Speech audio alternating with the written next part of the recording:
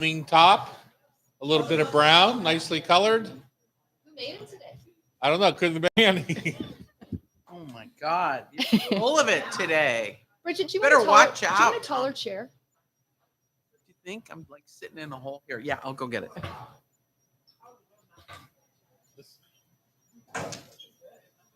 Because I did that too, little baby chair. I was like, something's wrong here.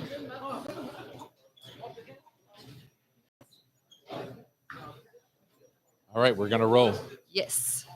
Nico, And- we're ready to go on YouTube. Nico, And if for some ready to reason, hit YouTube, please?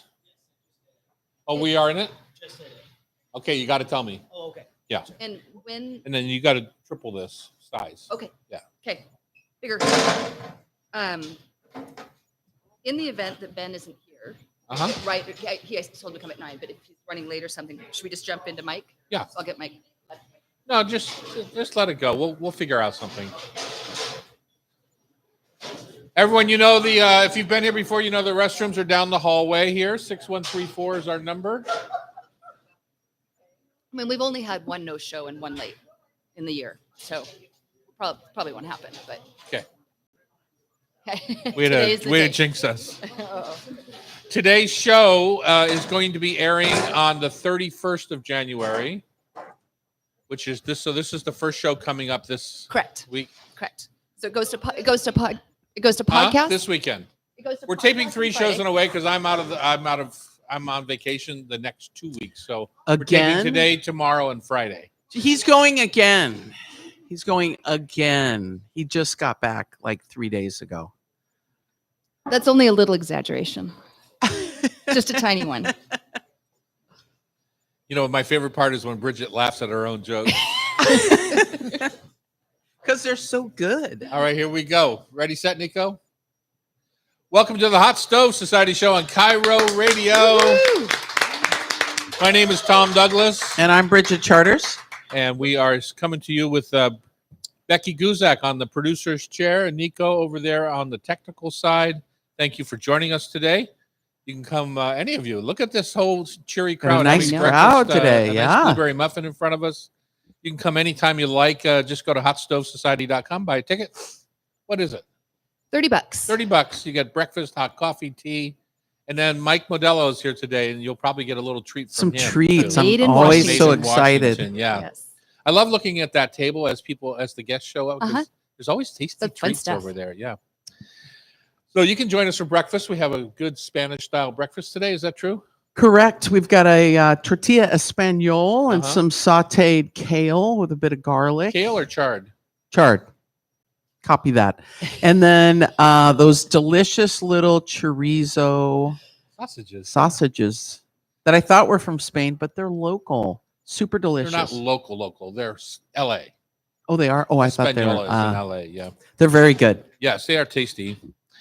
We are coming to you from the beautiful Hotel Andra in right downtown Seattle, 4th and Virginia, right in the middle of TDville over here. We Mhm. have Neb, where I was at last night for a bit, Oh, how our charming. little Italian restaurant. It is charming. Mhm. It's so fun to sit in there and watch people just kind of look around because it's sweet. Mhm. It's And sweet's it's a good small. word. It's 45 seats, and it's lovely. I'm sure it's going to get crushed on Valentine's Day because it is the perfect little romantic restaurant. Yes. Yeah. We are Lola's downstairs. We're upstairs in the hotel on the second floor, way in the back. It looks like these people all found us, Mhm. which is a good sign. Because we do have a sign out there at the top of the stairs. People are always like, where the hell are they? Back And, around the corner down We by the have, fireplace. Beautiful kitchen studios. We've already served breakfast here to how many people? We had a breakfast this morning Well, it for was 30 this morning 30 people before for the a show business started. meeting. Yeah. So the hot stove is busy this morning. We like that. And an event right after. Oh yeah, I know. That's Mhm. why we had to keep moving here. 3 Bridget, you have events some after. classes coming up. French pastry souffles on March 1st. Correct. So People that are so scared of souffles. I know, and I love souffles. I know you do. I remember the time that we were celebrating Julia Child's birthday, and I said to you, "What? You have to make 150 souffles over the next 2 hours. I was like, no problem. No problem." Piece of cake. Challenge And accepted. guess where the line was? At the souffle. The souffles, they were Souffle chocolate souffles, and they were perfect. They were just a little slow. Oh, easy there, Tiger. Pasta 101 is another class you're doing on March 7th. Yeah, I just finished pasta by hand, where basically they're making the dough by hand and then forming those shapes by hand, so they don't need a machine. Now this one, it's pasta 101. I'm teaching them that rolled pasta that you would make for lasagna, you'd Uh-huh. make it for fettuccine, Ravioli. pappardelle. Yeah. So this is a great one, and we pull out the KitchenAid mixers with the rollers and show them how to, and they have the ones at home, the little, Yeah. with I the have little one of wheat. those. Yeah, exactly. Yeah. They're kind of You look around frustrating. and think you have mice for a second. Exactly, Yeah. exactly. And so they learn how to roll, proper thickness, all of that stuff. So it's a great class with lots of good pasta tastes. We're sponsored by KitchenAid in this kitchen studio a bit, and I think they make two excellent. I shouldn't say it that way. I don't mean that they don't make any other, but the two attachments to the KitchenAid that I use the most. Oh, absolutely. The pasta roller works beautifully. It's all stainless steel and it works beautifully. And they're new. They moved from a plastic grinder Oh, I know. to To a the metal. grinder, and it's changed everything. Yeah. Because it used to kind of emulsify sausage, and now it works like a real commercial. Yeah, you can chill it down, and it's No, the best. It's awesome. All right. Don't forget to make your reservations for Valentine's Day. Now's a good time. We got a bunch of places. Serious Biscuit is back. Did you know that? I did know that on Saturdays and Sundays. I'm excited. At Totem Totally. Lake and at Ballard. I Mhm. think Ballard's waiting a month. but Okay. February 1st, starting at Totem Lake. Serious Pie Totem Lake and Serious Biscuit Totem Lake now. And is it the full menu or abbreviated menu? What are they doing? I think we're going to feel it out. I think it's about half of the old Serious Pie menu, and then we will add as we As go. volume Yeah. increases. Nice.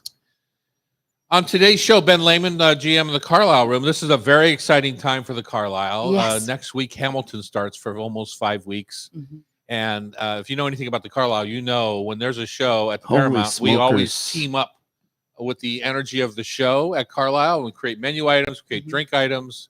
So we have lots of fun things going on for those 5 weeks. And of course, Paramount is electric Yes. with Hamilton. Yeah. It is electric. When you walk by, people they take pictures of Singing the and- marquee with the Hamilton, and then they just line up early in advance and just can't wait to get inside, Mhm. singing the songs. Mhm. People have it on their jukeboxes up by their ears. I hate to say it. I mean, I've heard you singing You- it here. I've yeah. never seen it. No, you've Yeah, got to. You are. Awesome. I don't know what to I say know. about that. Can you get me some tickets, Tom? One of the great things I did in my life, You it breezed pays over that. It pays to this day every time we talk about it. I bought Jackie and Loretta tickets to the original cast in New York. Oh, Lin Flew them Manuel. out, and they went to see it, and they came back literally 3 days later in tears. Still, they Yeah. were so blown away by the show. Yeah, So it's pretty and, special. They liked.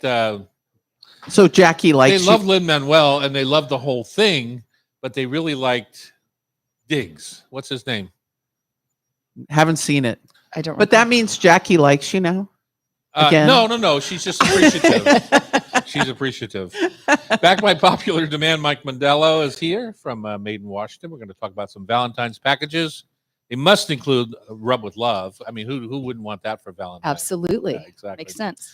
Award-winning food writer Sarah Dickerman dishes on crafting cookbooks. She's a ghostwriter Uh-huh. in some books, has her own books, and now she's got a newsletter that Yeah. says, "What should I bring?" I love that title. That's good. I'm curious about That's a great that. idea. I listened to a couple episodes of your podcast. Oh, you did? I did. One on soup. Oh, yeah. How'd that Yeah, go? It went fine. Did you learn anything? I will say that I learned a little bit about you Okay. because you're like a warm hug Oh, that's nice. when you Wow, talk that is on- quite a when you talk on the compliment. radio. Like oh, you're, that's nice. you're giving your listeners, what's it called? It's called entertaining with confidence or something. Host with confidence. Host with confidence, and you're just kind of like bringing them in, Aw. real gentle, and you're just kind of soothing them into doing a dinner party for 50. There you go. We gotta Thank teach you. you to be saltier. So Tom know. is. Yeah, that's just not my style. Lucio, go ahead. You say it. Lucio Gomiero from Vignalta Winery. Yeah. Lucio's an old friend. I worked with. All your friends are old, Bridget. I hate to break it to you. Wait a minute. You got me by quite a few years, dude. How many? Like 10. No way. No. You were lying.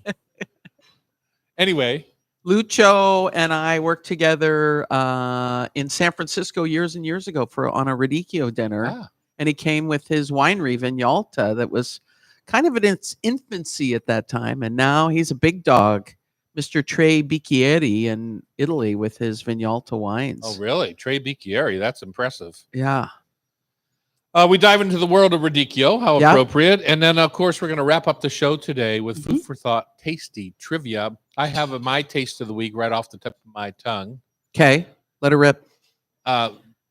We went on this long trip to Melbourne and Sydney and Singapore and blah, blah, blah.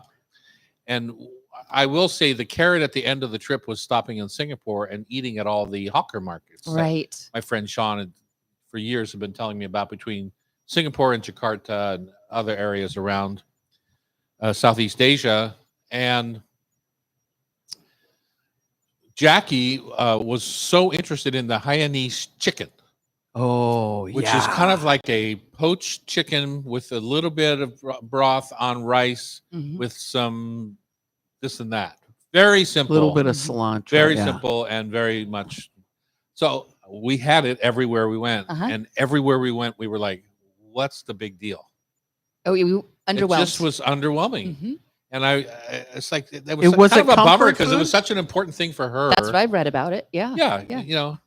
So she, for one of our manager directors lunches that we had yesterday, she made Hainanese chicken, and it was the bomb. Oh, what was different? Well, number one, she used a good chicken, Uh-huh. so it had good flavor. She made stock out of the bones and poached Oh. the chicken in chicken stock rather than just in water. Mhm. Oh. And then after she poached the chicken, she took the skins off and Crisped 'em up. rendered them into chicken cracklings. Mm. Right?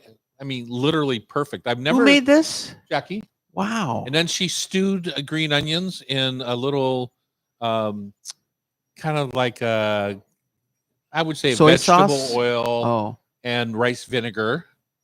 And then she did toasted shallots. And so you put all those things together. You put a beautiful sticky rice down, the sliced poached chicken, the onions over the top, the stewed green onions in the rice vinegar and oil, then chicken the skin cracklings. cracklings, and then toasted shallots. This It sounds was- like a class. It was the bomb. Honestly, Let's it was get like her to do a so class, much man. better than Yeah, anything we yeah. had in Singapore. And she agreed. And she just looked online at a New York Times recipe, and Okay. that was that, right? She Uh-huh. just did it. So it's very doable. It's Yeah. not a hard dish, Okay. I'm and inspired. it was good. Sounds very Okay, homey. Yeah. Is there time for my taste? Yes. Like Yes, that was right long. now. Let's go. All right. Stop chit-chatting. Because you like Costco, I got those little mini lamb. Okay, wait a T- second. Who doesn't like Costco? I don't Okay, really. thank you very I mean, much. well, okay, no comment. I need endorsements later. No, I'm just kidding. Anyway, I love their little lamb T-bones. Yeah. And sometimes the packs are really huge, and this time they had packages that were like 8 or 10. I was like, oh, that's manageable. They're 8. We talked about it on last week's show. Oh, did you? Yeah. Thanks for Yeah. listening. And anyway, I used Lucho's seasoning salt. Oh, the It's Vignalta. the That's my Vignalta favorite. herb salt. And then I had my husband run out and grab a bunch of rosemary. And I minced about 2 tablespoons of rosemary, rubbed it in, lots of crackback black pepper, and extra virgin olive oil, and we grilled it. And because it was so cold out there, my husband under grilled them. So it was perfect. They were medium rare. Nice. And then I hit them with lemon zest and lemon juice. Yum. And the part that people struggle with that, it's like our T-bone chop. Correct. And there's a lot of bone. It's at least 50% bone to meat. And some people struggle with that. You're cool with that? Totally. Well, it's, It's got the fillet and it's got yeah, the loin. and in by the bone, it gets a little rare. So my husband kind of freaked out. He's like, oh my God, these are raw. And I go, well, hold on here. And we cut one off. And I was like, this is perfect. Yeah. They were delicious. Yeah. But That's so yeah, kind of you to make him feel better about it. well, in the past, he's just burned the heck out of them. So, And then do you save the bones, put them in your freezer for stock? I was going to, but my freezer's kind of full. I got to Ah. go through it. Yeah. It's so fun this time of year. This is when I start to Purge. purge the freezer, and not I eat it all, Yeah. But I tell Jackie, what do you want for dinner? I said, I don't care what it is, but it has to come from the freezer Love because it. it is jammed and it's got lots of good stuff that we Yep. put away in season. And That's delicious. funny. It's so true. Up next, Ben Lehman is here from the Carlisle Room. We're going to talk about our mix and match to go with the tickets for Hamilton. Oh, exciting. And, I went to buy tickets for Hamilton the other day. Just a little, well, I'll come back to this. I know Okay. we're out of time. On Cairo Radio, we're the Hot Stove Society Show, 97.3 FM.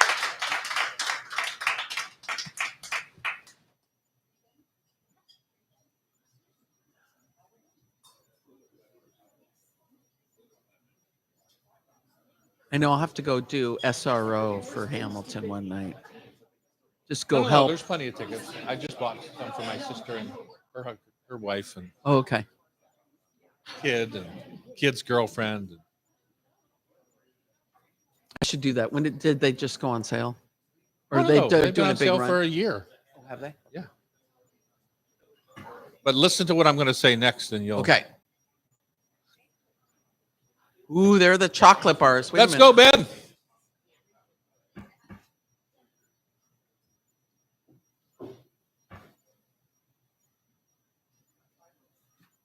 You're up early this morning. You ever been up this time of day before? Yeah, exactly. Thank you for doing it. Okay, he's going to. And then Ben, listen to me. Okay. Listen to me.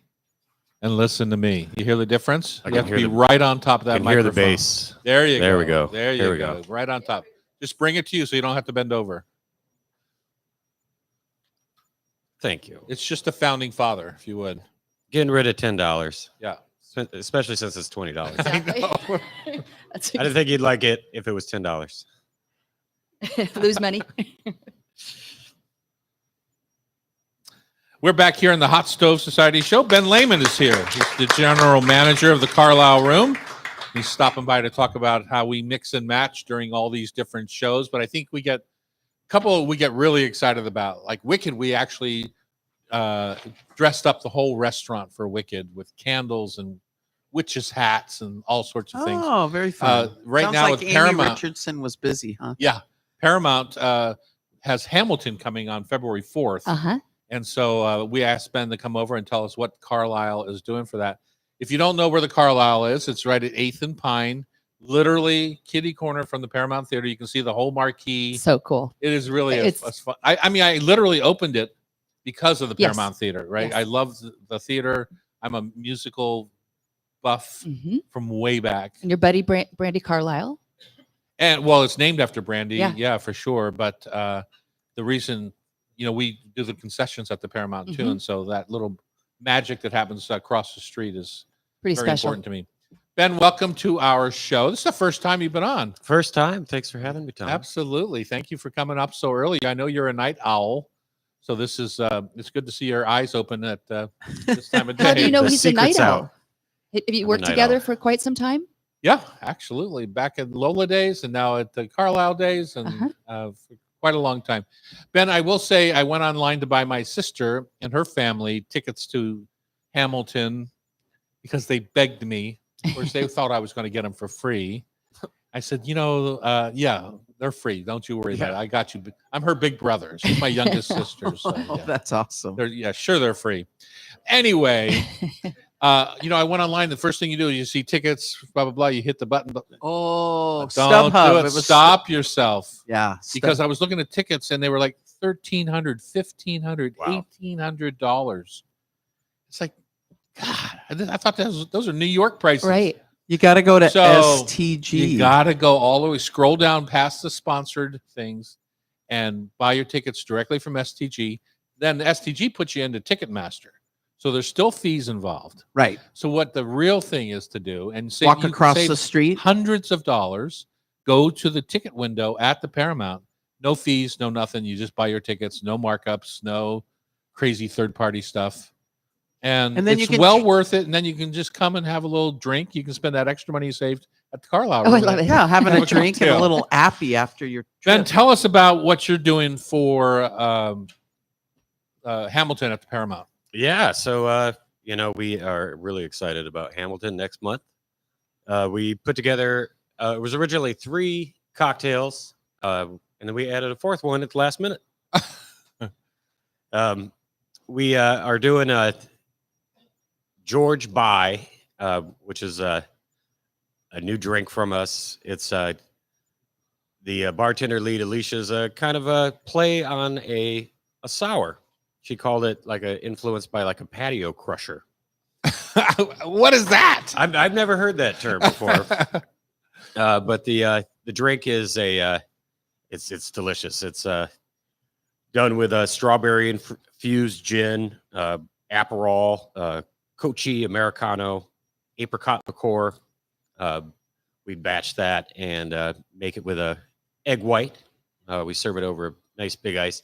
The bartender did really something nice for the garnish. The garnish is passion fruit that's been dehydrated. We have a dehydrator, and she crushed it up after it was dehydrated and made it into like a sugar. So we're doing a pink sugar rim on that one. It's a lot of Oh, fun. that must Alrighty. give you a little perk, a little as you touch that to your Sounds tongue. like a It gives- chickadee cocktail. Yeah, a little bit maybe. Little spring chickadee cocktail. Well, you know, the female roles in Hamilton are very powerful all throughout the show, and so that's good. And that goes to my next one, Dear Theodosia. If any history buffs are here, the Theodosia is Aaron Burr's wife. That was a little scandalous, but he also named his daughter Theodosia. So there's a Oh. little history with that one. That one is a fun one. It kind of reminded me of what we did when we opened Lola, when we had the carafe served with the ouzo that you'd splash on to opaque the ouzo. In this drink, we're serving it in a champagne flute. It's done with a house-made passion fruit syrup, vodka that's been infused with the passion syrup. The carafe is coming on the side, and you pour in your prosecco to kind of have a little extra I'll drink. give you a little frizzante. Yum. Yeah. Love that. Nice. And you're also doing some food items. Yes. Tell me about the Reynolds porklet. Yes, we got Snake River Farms Berkshire pork belly. Chef put that together. We actually got a chance to try it last week, and it's pretty amazing. Delicious. Charred cabbage and some confit potatoes with that one. That one's going to be the big seller. Richard, charred cabbage is the bomb right now. It's everyone. It's you quite see the it- rage. Yeah, we've been doing it at Neb for a year. It's so dynamic. You're wondering. It's like most people look at me like cabbage, but cabbage is the hot Exactly. vegetable right It now, is. and Right. treating it like you would say roasted broccoli, but getting getting some caramelization on the sugar in the cabbage, Game Good not stuff, sugar on huh? the cabbage. It's natural sugar in the cabbage that Delicious. caramelizes. Yeah. And the last trick we're doing is a little bit of a different turn from the other ones. The Founding Father, it's a raisin infused scotch. Quite the process to make that one. We put the raisins in scotch and let it sit for 3 days. We macerate it after a few days and let it sit for. It's about a week process. That one's nice. We got that one hooked up to our nitrous, so we get the perfect temperature to it. And we serve it in our favorite little Nick and Nora martini glasses. That's like a Sally Lunn cake. Is that what it's Yeah, the riff on it? exactly.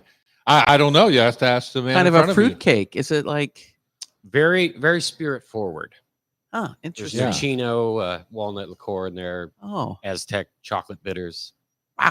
What does Sounds the great. nitrous do? Does it give it a creamy quality, or does it put a head on it? You know, it just gives it a really consistent temperature and keeps it really consistent. Huh. That drink is a nice one because there's not much to it. We do a little wash of Lafroig on the Nick and Nora. Ooh, Lafroig, smoky Little yes. smoke bomb. Yeah. So definitely a more of the spirit forward choice of the three, Uh-huh. of the four.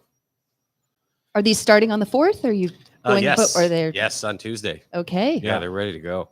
So you also have a couple other things, and one of the fun parts about doing these menus that match up with the show are the play on words that you get.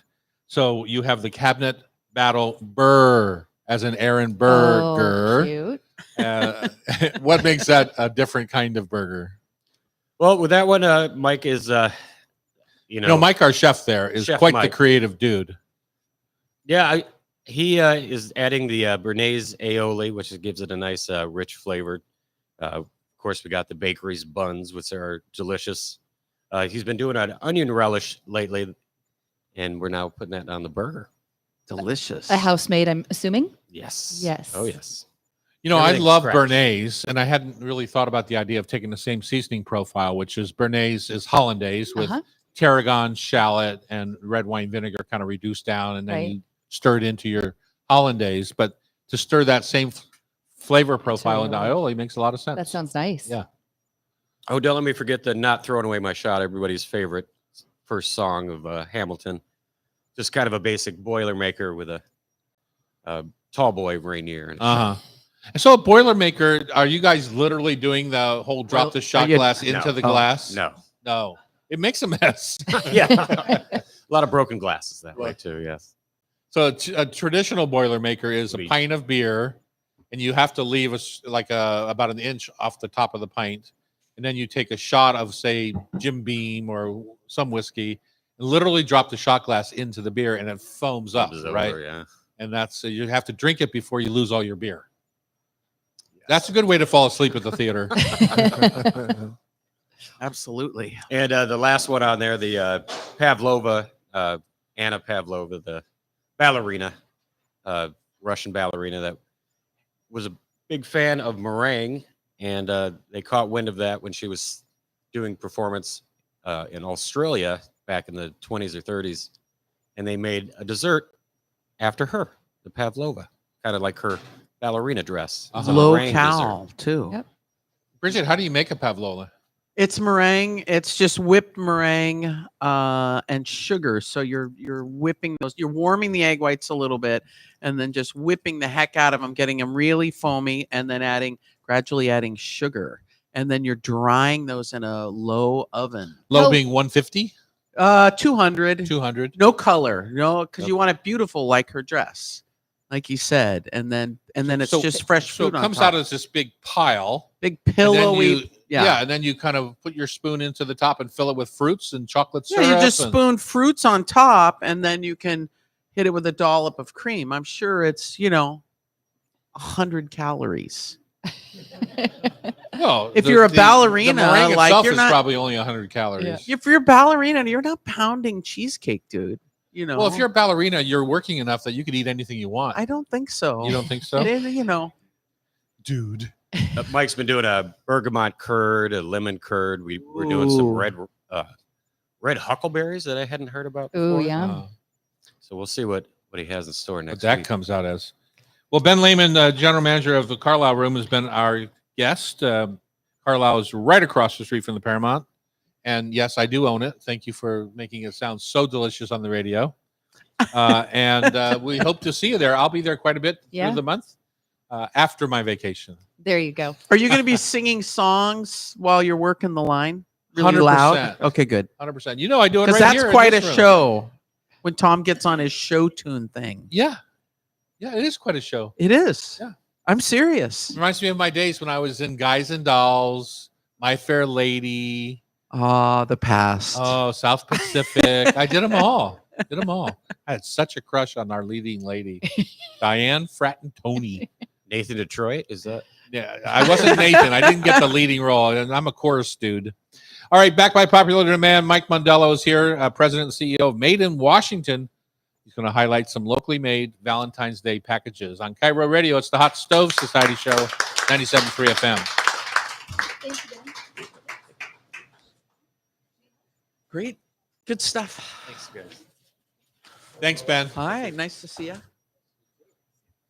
You guys got a chocolate bar already? I didn't What get do a you- chocolate bar. I love those It chocolate goes bars. really well with your Spanish My breakfast. husband's like, you're addicted to those chocolate bars now. Look All at right. that. Beautiful. I didn't want to.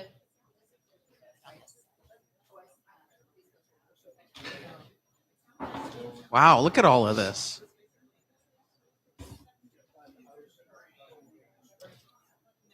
So, Nico, where do you need this so that they can see it on YouTube? So, Nico, you got to keep us on the time, okay? So push everything back. Yeah, so we can.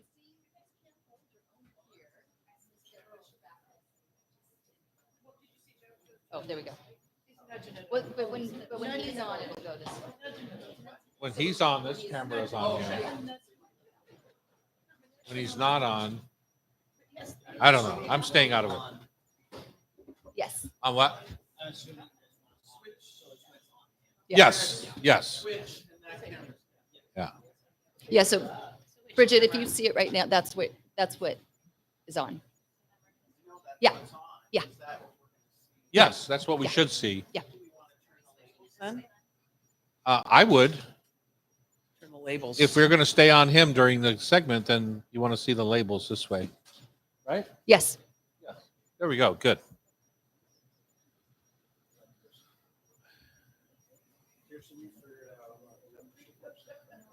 All right, we're ready to go, Mike. We got a little time crunch today. Oh, you're the best. I like you, latte. Speaking of plays on words, Oh, thank you. Like you latte. That's darling. With decaf espresso. Now that makes sense. Oh, I love that.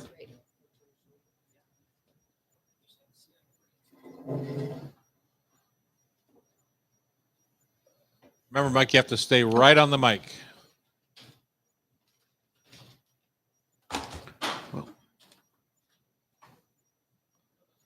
Okay, got it.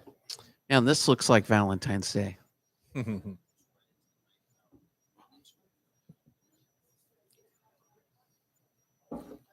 All right, we're back here in the Hot Stove Society Kitchen Studios in downtown Seattle at the Hotel Andra, upstairs from Lola. You'll see Yep. Lola on the corner. Just pop on up to the second floor and you can Into the hotel and up come the stairs. join us. Yep. Mike Mondello is here. He is the president and CEO of Made in Washington. He highlights locally made or regionally Washington-made foods.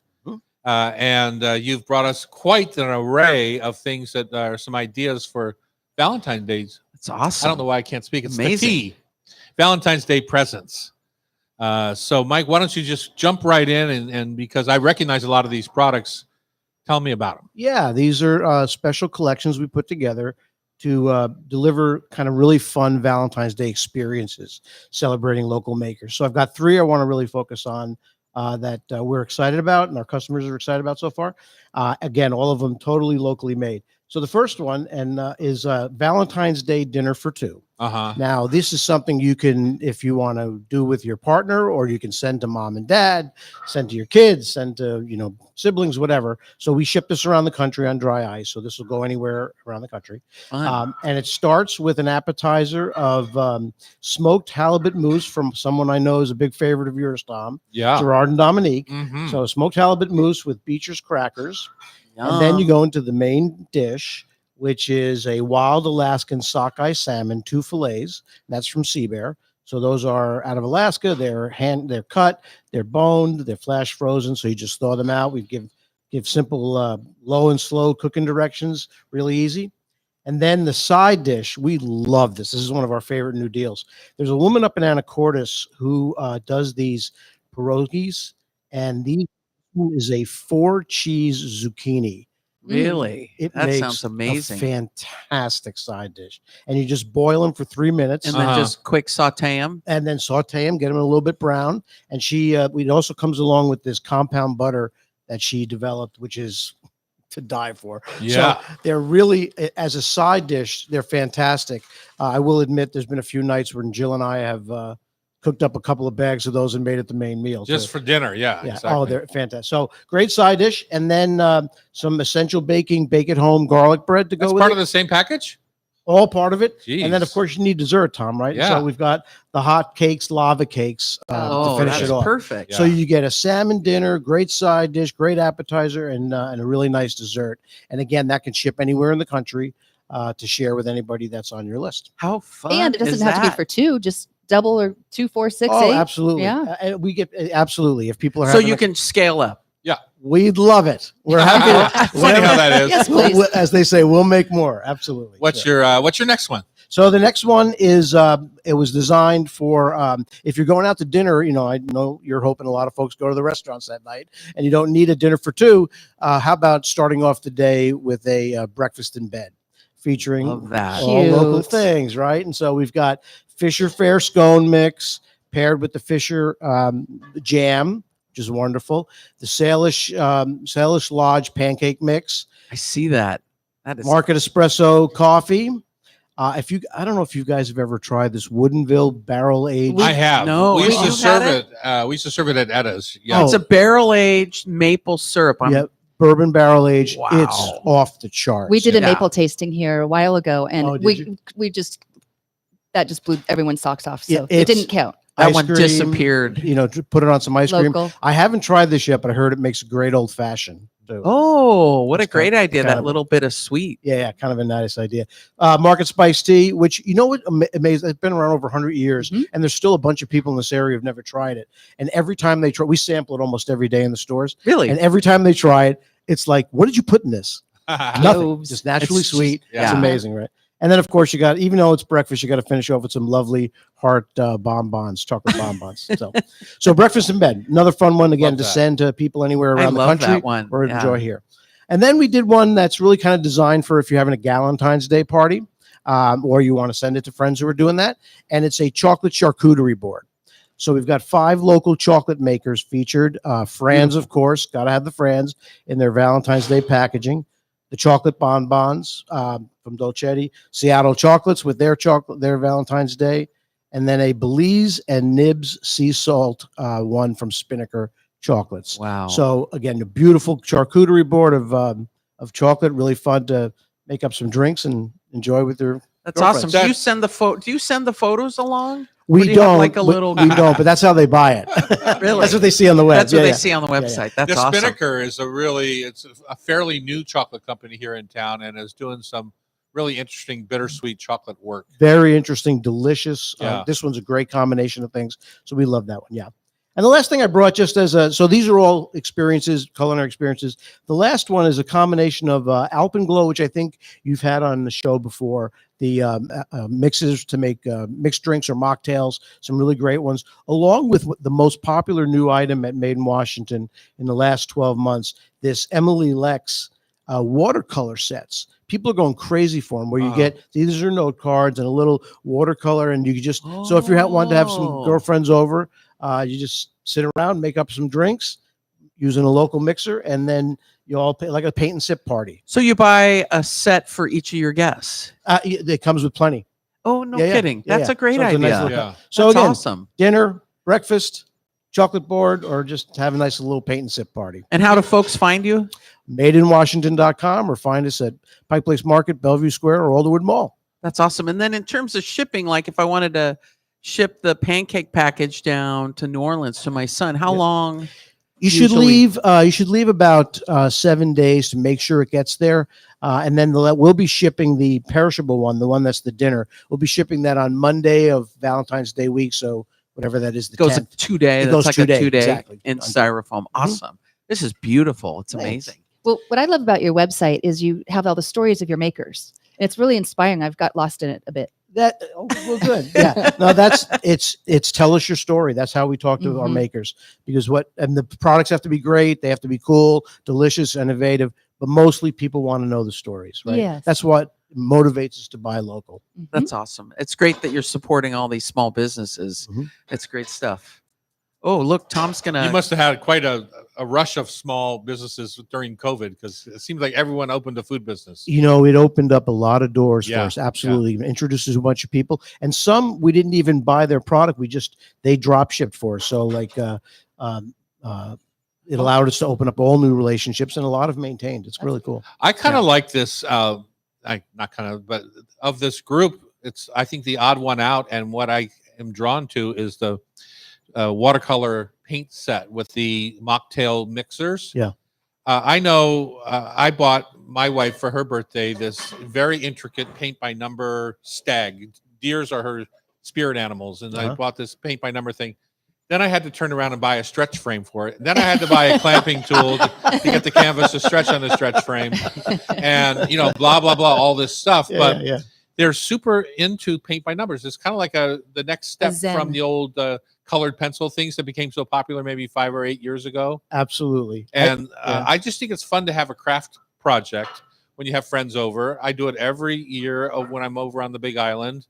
I literally buy things at the Ace Hardware, Yeah. and people, paint whales or wood whales or whatever. But I love this idea of mixing a craft with like a communal. It becomes a full beverage. experience, Yeah. right? And it really, I've been shocked at how well that's done. Yeah. And but people really connect with it, and it is. You're sitting around a table, you're having a great drink, and you're just having fun. And let me see Just what you're having fun. doing. Yeah, right? exactly. Everyone's can be their own.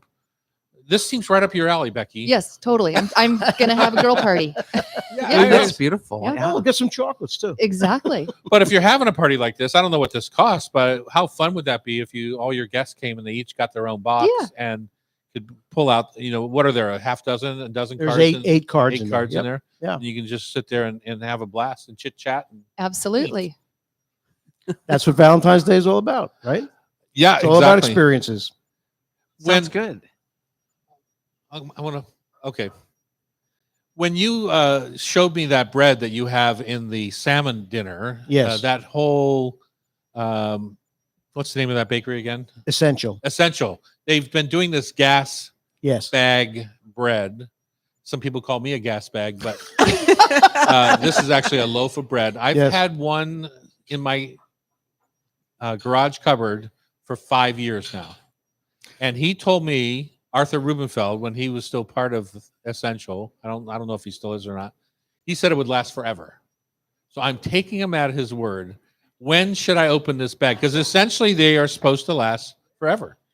Tom, the most I've had is 90 days. 90 days. So I'd be a little worried about that one, but do what you'd like. So you but just yeah. take these out of the gas bag and then you pop them in the oven and refresh. You put a little water on the crust and refresh them, right? And then not only is it unbelievably delicious hot bread, Wow. but your kitchen smells wonderful. Right. Right. So it's all part of the experience. I love this. And this garlic one, we started carrying the garlic one a couple of years ago, Uh-huh. and it just blows the other one out of the. Yeah, it's great. Good. So get the garlic bread. You put a little bit of that compound butter on it, and you're not worried about calories on Valentine's No. night. No. No. If it's all about But you FUN. are worried about fullness, Mhm.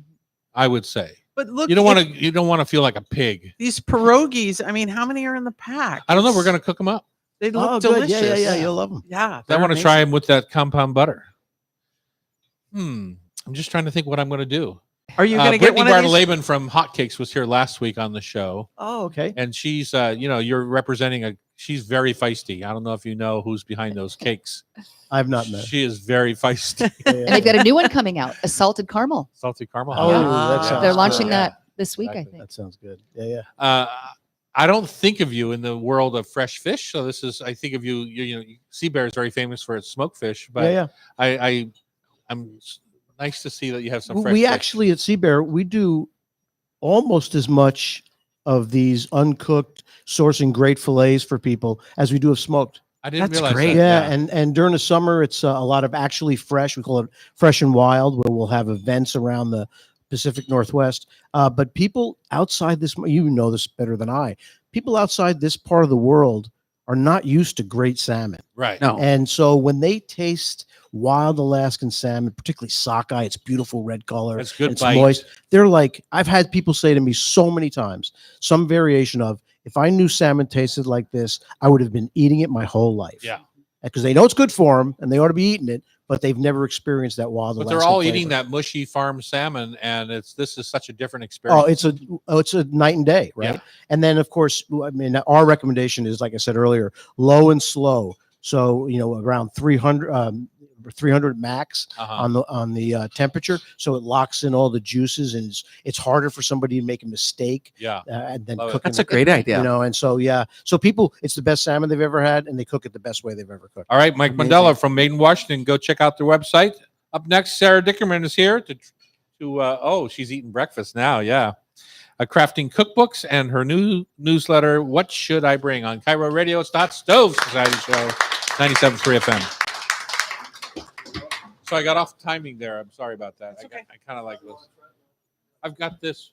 Oh, yeah, I'll try that.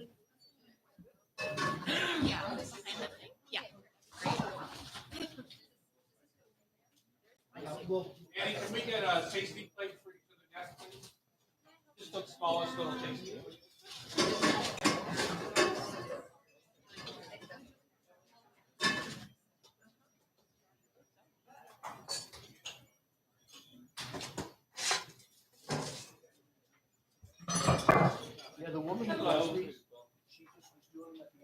How's it going? Well, she was an employee Right of here. Seabear, and so she would bring him in for people, and then we started carrying it in the smokehouse, and we had her start coming and doing the sampling of it. She's now in Hagen, and I think one other retail. She's like, it's great. Take off. They're delicious. They're all handmade. I believe that's a zucchini. That's the zucchini part. Yeah. Hello, Sarah.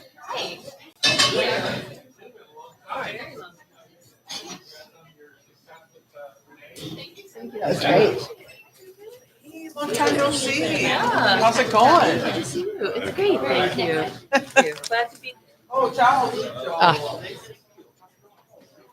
Good. Did you get some breakfast? Who's the last person? That's mine. Okay, good. Oh, I found my book. Okay. Okay. Okay, great. I mean, I should be fine. I'll come back and talk to you. All right.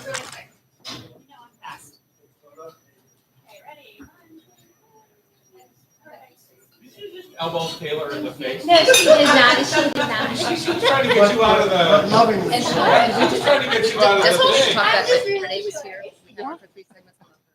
And Laura Hamilton, she was on the show. Oh, good. Oh, how wonderful. Laura, I think it was Tom or Lotus.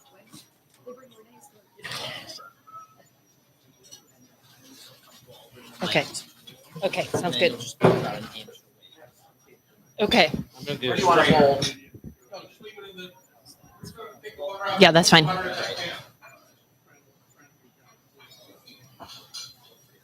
Do you want me to check? Okay. Liking the red, little red business. Oh, yeah. It can't be too plain. It's fun. Yeah. That's the end of January sale. Oh, there you go. effect. Yeah. Okay. Or right after Valentine's, maybe. Here we go. I forgot to welcome our YouTube watchers. Hi, everyone. Or hi, everyone. Hi, YouTube.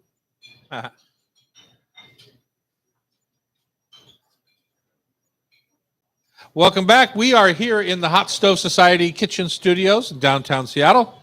Sarah Dickerman's at the guest chair. Welcome. Long time no see. Yeah, it How's has been the- a long time. Your kids must be like 100 years old now. Yeah, 'cause I have a. Yes, that makes me 100. Oh, that makes me 130 or something. Yeah.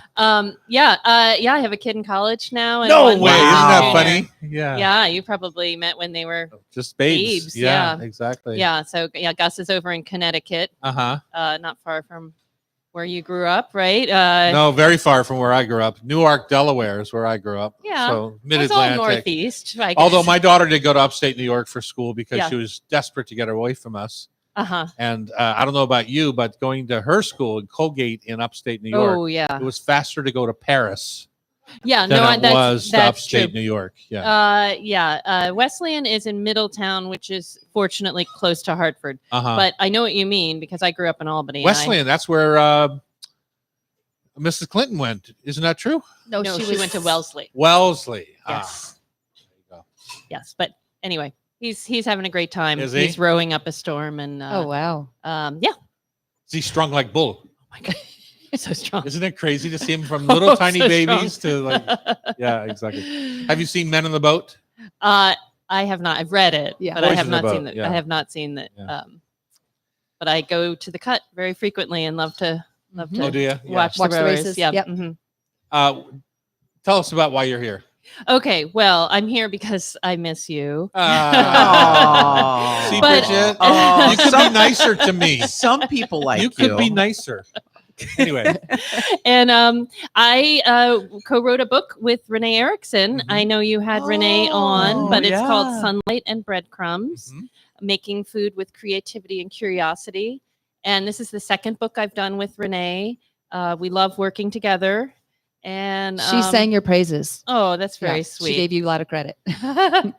we just, when you can find someone, I'm sure you've had the same situation, when you can find someone who can, you just understand how they might feel about something, it becomes a really easy and open relationship for working. So Yeah. it worked really well. So tell us about the process of writing someone else's book or I know, co-writing. it's What's weird, that isn't like? it? Yeah. I think I don't know. I'm not an actor. I think it might be like acting a little bit Uh-huh. because when I'm writing an essay, I've talked to her a lot. I've interviewed her, and then I go ahead and write, imagining what she might feel Okay. and like kind of try to color it that way. And then I show it to her, of course. And if she's like, no, you're completely wrong, that's fine too. Okay. But you just kind of have to put on a slightly different persona Lens as you write. Yeah. And then it's pretty easy. You write like you're talking, but you're slightly someone different. And did you write your own cookbook first, or did you Yeah, co-write I've with written others? so I've written 3 other cookbooks on my own. I have a couple of them. Yeah. I love it. And so yeah, for me, this isn't true for everyone, but as much as I can have a voice in my head that's talking, I find writing easier. Right. I don't Cynthia know whether Nims you feel that feels- way, Tom, but yeah. Cynthia Nims feels that way. Yeah. I was, my editor told me on my first book that I had to have a co-writer. Yeah. She knew nothing about me. Mhm. She said I had the best proposal for a book and marketing plan of the book that she had ever Mhm. seen. At the same time, she insisted that I have a co-writer. Mhm. So I co-writer. I'm not sure what that was all about, other than they're professional writers. They know how to do it. That's true. And also Renee had taken on an awful lot Yeah. particularly with this book. Last book we had an outside photographer, but she did all the photography, all the paintings. Yes. I mean, so I think to have one thing off her plate was also important. Uh-huh. Yeah, she knows exactly what she wants in general, visually and taste wise. And, I think she's a little more open when it comes to writing. She is definitely the queen right now in the Seattle dining scene. From that Yeah. perspective, she's just a dynamo. Yeah. What makes her special to you? That was really the puzzle of this book, I will say, because I was trying to articulate that. Not that I don't feel like I feel that, but what is it How do that you she's say it, doing, right? and Right. what is she doing that's different? These are pretty simple recipes in here. Right.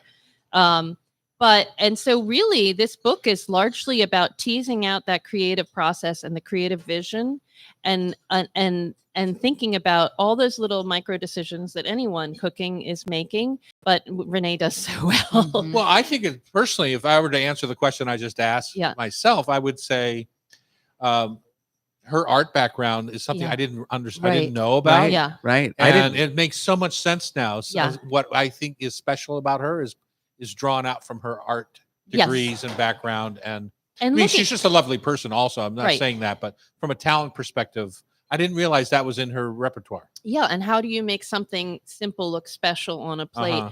And this is simple, but maybe it needs a little more textural elements. So we're going to put these really wonderful olive oil toasted breadcrumbs on top. Or Right. this is like lovely, but it needs something sharper. So even though that's maybe not a visual decision, adding that green sauce is just adds that sharpness. And so I think she's always thinking about she thinks about food in a creative way, in the same way that a In an painter or a artistic sculptor way. would. Because I think having that balance on your palette is Yeah. just as good as being able to paint an iris, Yeah, or yeah. a flower of some sort. Mhm. But there's funny things that she does that are different. Like if you ever see her cut a tomato, she laughs when I tell this, but she cuts tomatoes kind of weird. Okay.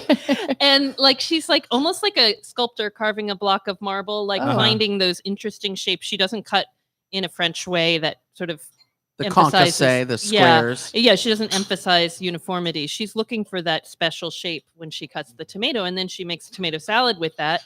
And even though I make a tomato salad, 3 times a week in the summer, Yeah. hers looks so much better. And each one is an art piece. Yeah, each one has Different. its own Yeah. character. So she's always seeking the character of the Uh-huh. ingredients she's looking at too. I think one of the other things that's so special about her cooking and just cooking in general is responding to what you get. I think you get this prompt from the farmer's market, and your broccoli might be vivid green one day and a little bit squidgy and not as beautiful the next day, and so you might treat those two batches of Differently, broccoli yeah. differently, Yeah. right? You might Doesn't make it bad. right? You might Yeah. long braise the one, and you might just like barely cook the other, right?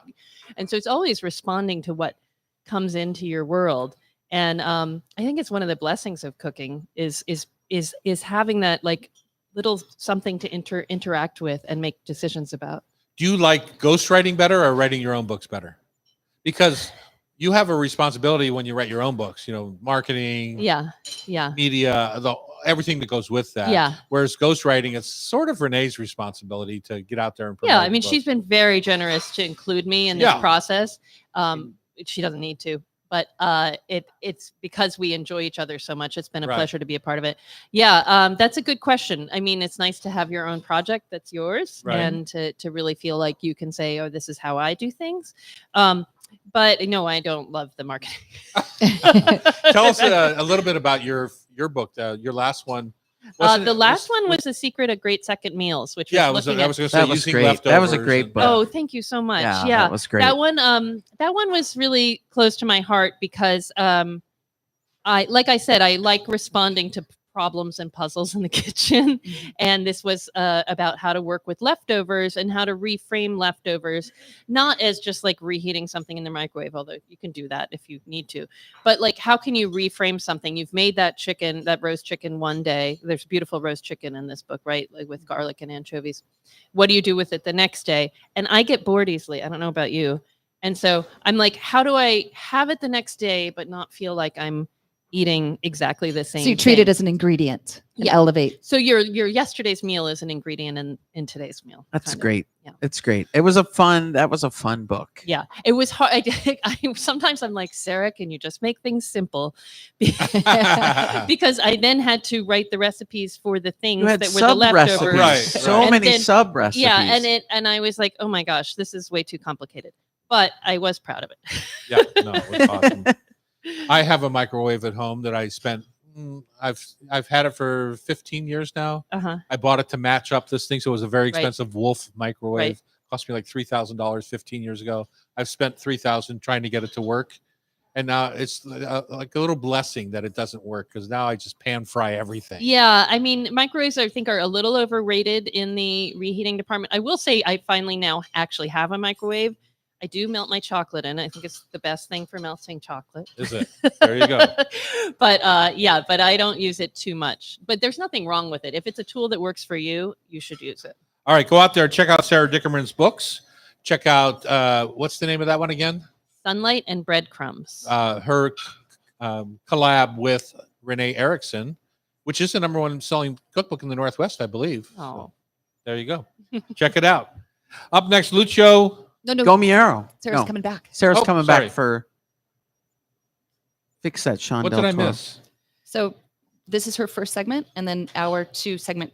We're talking about her projects. Oh, and in her the second hour. podcast. You missed on the second Oh, hour. I just missed the second hour. Okay. There we go. Will you make a note on that, please? Are you giving me the hook? Well, Yeah. yeah. No. No.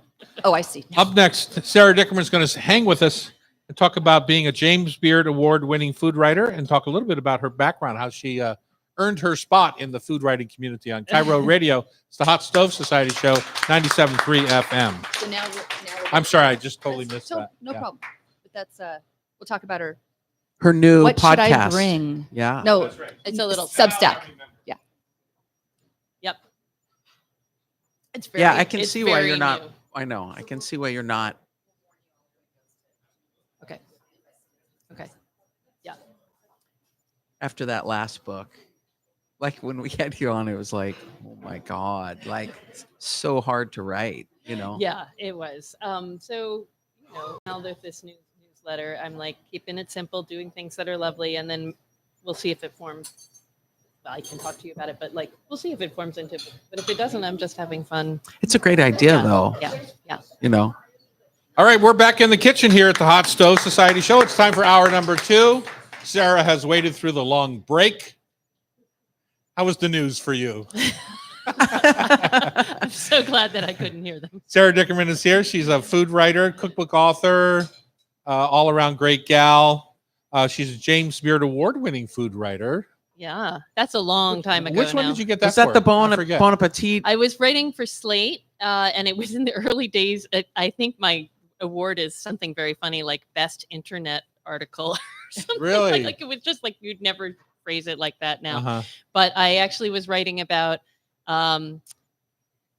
the symbolism of gloves in the kitchen, like this sort of displayed, using gloves in the Romance. kitchen. Oh, gloves, yeah. No, like how suddenly at a certain point you had to use gloves in the kitchen, but like people, I don't know how you feel about gloves. At the time, I was a little cynical, having just been a line cook very Uh-huh. recently, Uh-huh. and I was like, you can keep the same pair of gloves on all day Mhm. long, and it's not necessarily Well, any you better. can't, but that's okay. But People do, though. people do. Yes. Yes, I don't sometimes mean they you do, yeah. can. And then and then if you go, but then there'd be another tier of restaurant, like a very, very fancy sushi place, and they have bare hands, and somehow they're getting away with it. It was just Yeah. talking about like There was a Instead of- whole, yeah. there was a whole. I think you should revisit that Hullabaloo. article and do a part two That'd be of interesting. that Yeah, what because happened. I To bet read that, yeah. it's controversial. We kind of just jumped right in, but we're Yeah. talking with Sarah Dickerman. This is the Hot Stove Society show. Bridget Charters on the microphone. Hi, Tom. Yeah. Hi, Tom Douglas. And we have Sarah Dickerman for the first The first segment talking segment. about the books Can she you did fix with that for me, please? They're, Yes. they're, all, they're all on this. Sarah's on the Where same am I? page. Why am I just missing this today? So this was the top one. This is the first one. I'm looking for what's up in the second hour. Here we go. Bottom. Yeah. Right there. I don't know how to say Lucho's last name, so I've been stuck on that. Gomero. Gomiero. Gomiero. Gomero. There you go.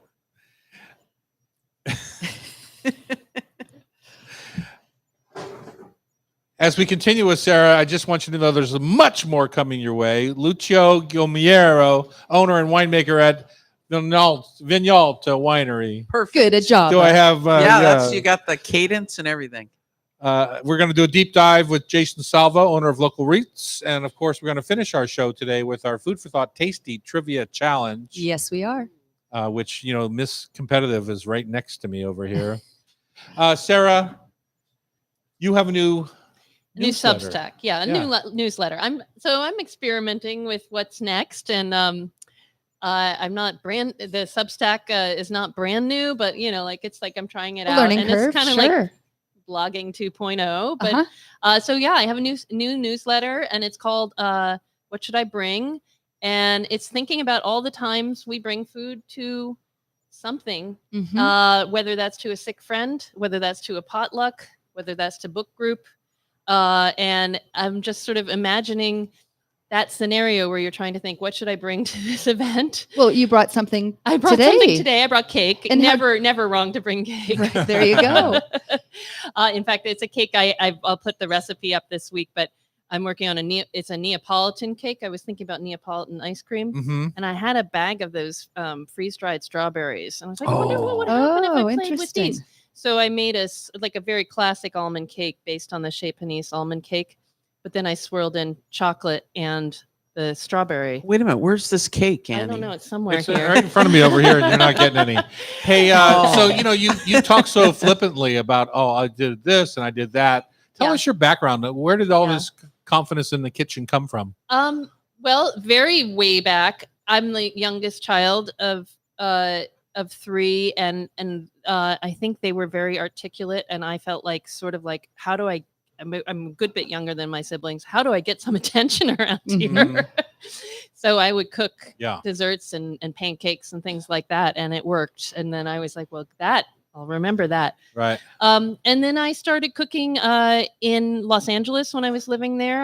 I cooked with Nancy Silverton and Mark Peel at Oh, Campanile. Nancy is the best. And then Suzanne Goen was, the head of the kitchen at that point. She went on to open many restaurants.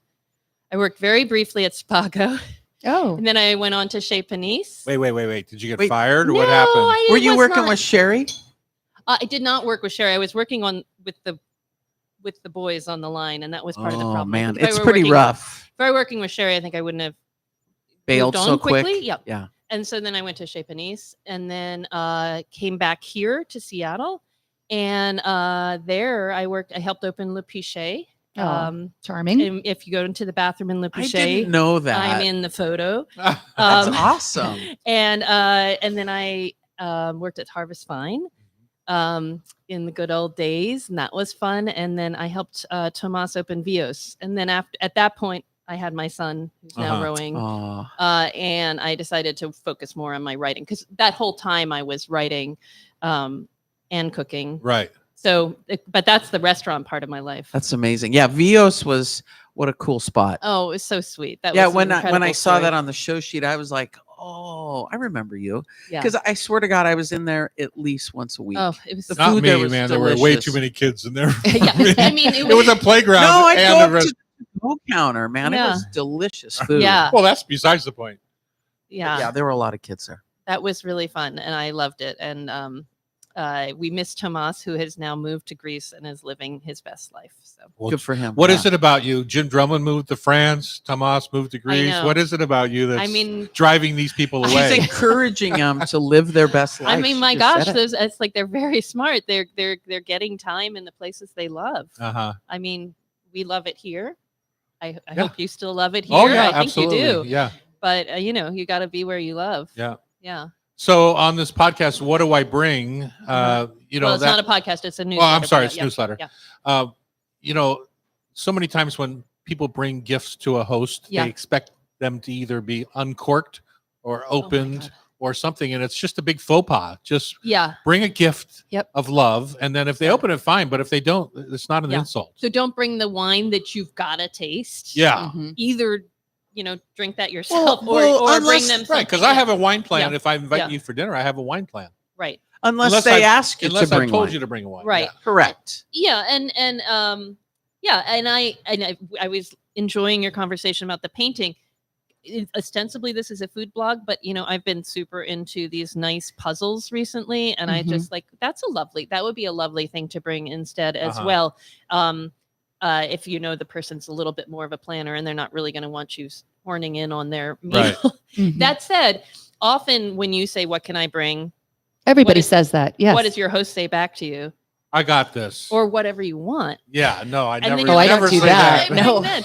So I don't think they say whatever you want. I don't think they say I got this always. Sometimes they're just like, "Oh, bring whatever you feel like," and then that's a tricky one because you're like, you don't want to interrupt the dinner. So that's why I just wrote this week's thing about bringing a salad because I think salads are lovely, and if you put thought into them, they can be super, super special.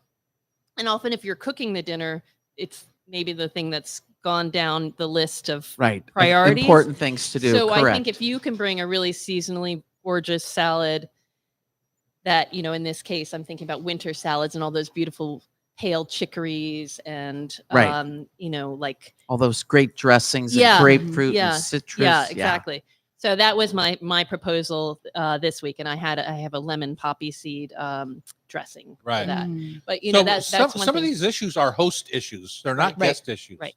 I think a wishy-washy host is you're going to get what you get. Yeah, Mhm. that's But true. if I tell you to bring a salad and I don't tell you what it's going with, Yeah. it doesn't make a lot of sense to me. It's Yeah. like I'm having paella. Bring a Right. salad. Right. Well, that tells you a whole lot about what you should be bringing What's for a happening salad, for dinner? right? Right. Yeah. Rather than just say, okay, I'll bring a salad, where you have Right. no context. And then there's other things. I mean, there's other contexts too, right? There's taking care of a sick friend. What's a nice thing to bring for Oh, them? that's yeah. That's another one where you don't want to expect that they're going to eat it. Like, so I like to bring, typically I'm a very good soup maker, I'd say. Mm. And I like to bring a soup because you can throw it in the freezer. Yeah. You're not feeling like, oh my gosh, you're expecting me to eat Oh. this and return Well, the dish. And I would Right, love and you that could- so much more than a jar of jam, personally. Mhm. To have a quart of Uh-huh. soup in my freezer that I'm Yeah. just can't wait to thaw out. Yes. You know? Right. Yeah. Right. So I'm just trying to think through all those, like the social interactions around food and have fun with it. Obviously, there's not one answer Right. for these, How about these this? questions. Mhm. Oh my You have a God. friend, you invite them for dinner, and you know they're a terrible cook. Uh-huh. Bring a bottle of wine. So no, because I have my own wine cellar. Oh, I yeah. know what I want with that. Okay. So I say, bring some rubber gloves. You're on dish duty tonight.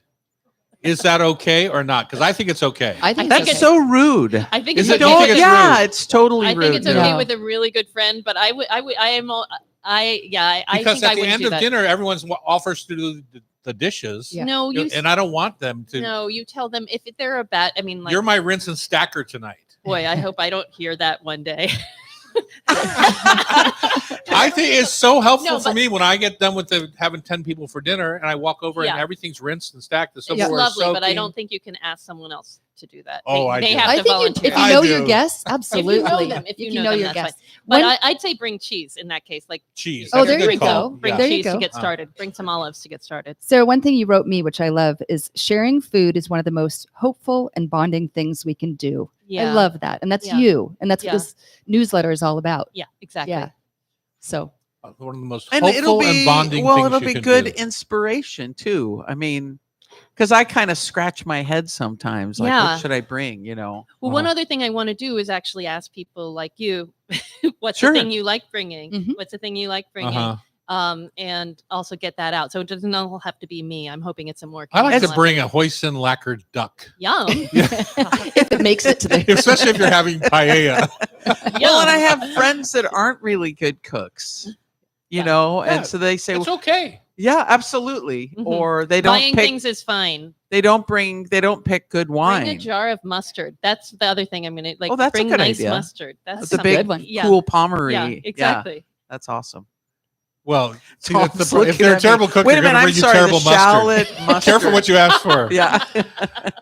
I'll tell them which Thank one you, to Sarah Dickerman. Please check out do you have a webs? bring. Yeah, it's on Substack. It's called "What Should I Bring?" What should So I you do? just And type in and sub. or my name. Yeah. Okay, Yep. awesome. All right, who's coming up next, Bridget? Lucho Gomiero, the owner of Vignalta Winery, and his fame, besides the wine, is he was the first person to introduce Radicchio into America. Oh, well, there you go. On Cairo Radio, it's the Hot Stove Society Show, 97.3 FM.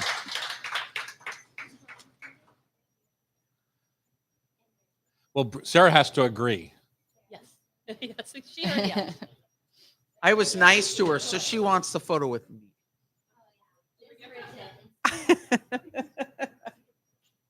All right, make you look pretty.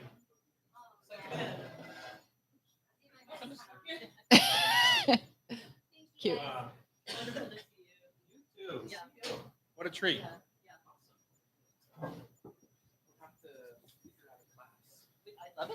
How'd you like Mike's pierogi? Pretty good, weren't they? Yeah, I thought they were pretty darn good. Bridget's got the.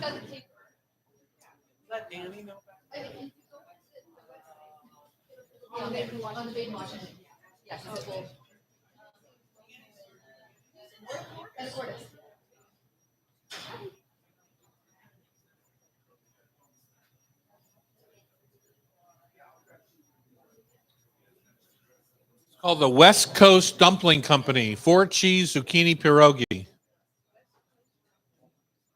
Anacortes, Washington.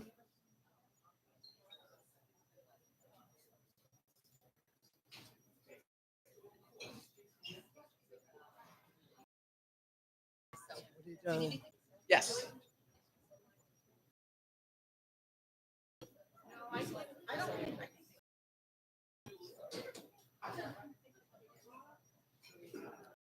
Those freeze-dried strawberries, I love to make strawberry whipped cream with them. Make a powder. Ooh. Yeah, A real invitation to play. yeah. Great idea. That's what I do for my strawberry shortcake. I do the regular thing, and then it makes strawberry whipped cream.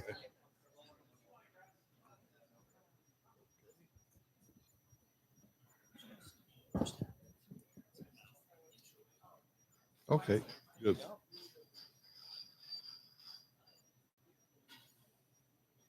How do you know this character? Michaela? Well, certainly, every time I come to Seattle, I go have some pasta.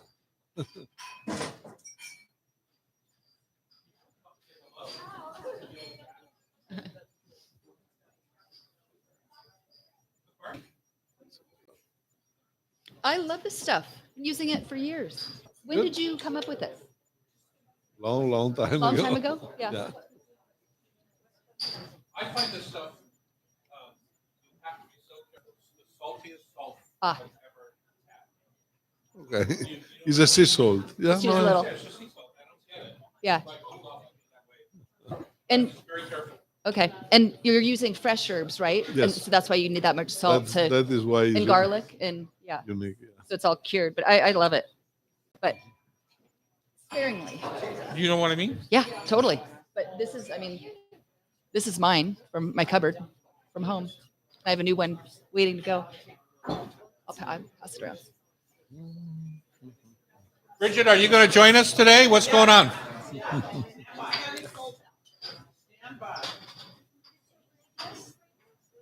Yeah. Do you need some? Sarah made this cake. This is the Neapolitan cake. She has the freeze-dried strawberries in there.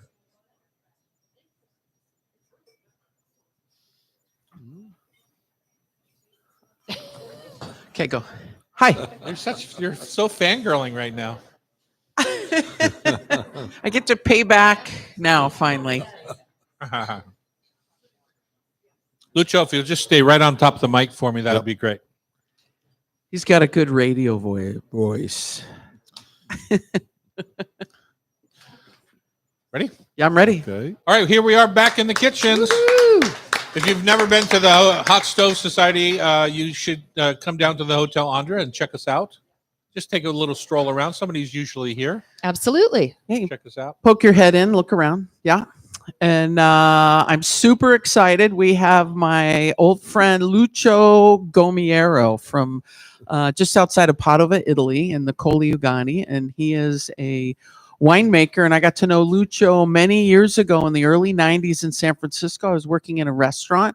And Lucio came in looking like Santa with a big black garbage bag. Uh-huh. And it was like, whoa, dude, can I help you? I didn't say dude, but it was like, excuse me, sir. So you thought it was a I vagrant coming stopped off? him. Yeah, I stopped him at the door.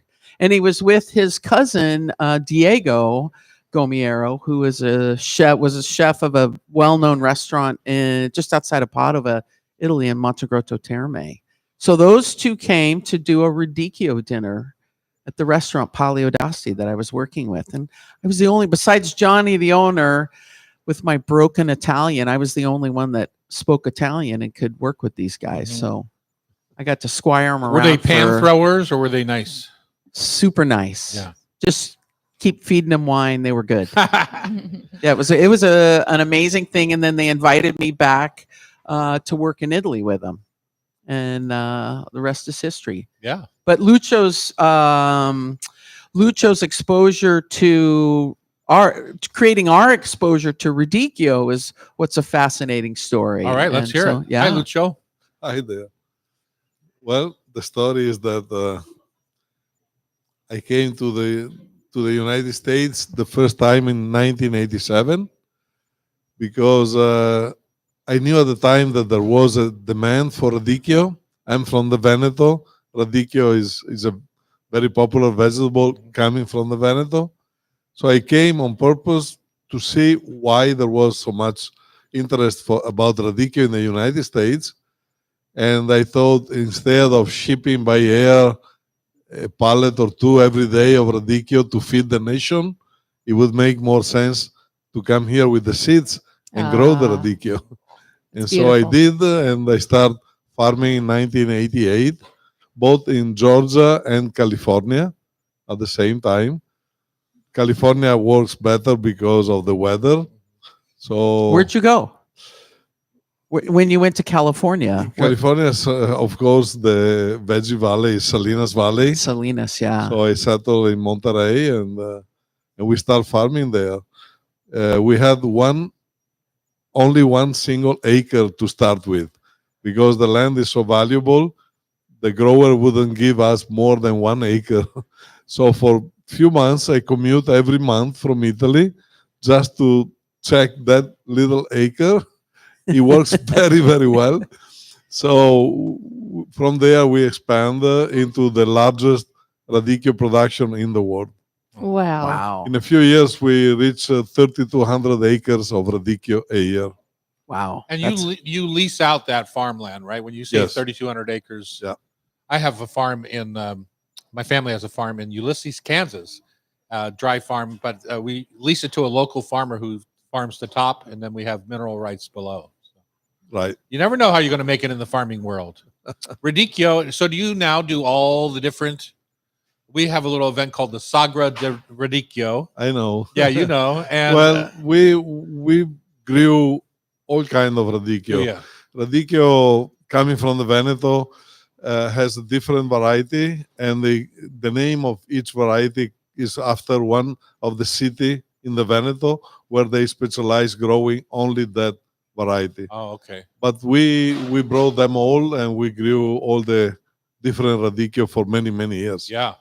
Until I sold the business 10 years ago, and now I'm just spending my time with the wine. Yeah.